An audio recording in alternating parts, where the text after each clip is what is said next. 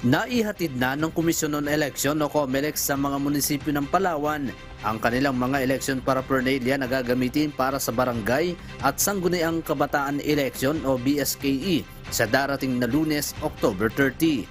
Ayon sa tagapagsalita ng Provincial COMELEC sa Palawan, nasa 100% na sila sa paghahatid ng mga election paraphernalia sa buong lalawigan. Wala naman umanong naging problema sa paghahatid ng mga kagamitan dahil siniguro ng mga otoridad na sapat ang mga magbabantay sa isinagawang delivery sa mga ito.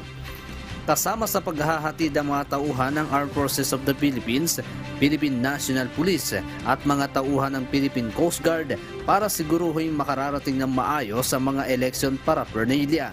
Sa ngayon, siniguro na ng COMELEC Palawan na nakahanda na umano ang ahensya para sa darating na eleksyon sa lalawigan. Diyos ang aming sandigan, serbisyo publiko ang aming pinahahalagahan.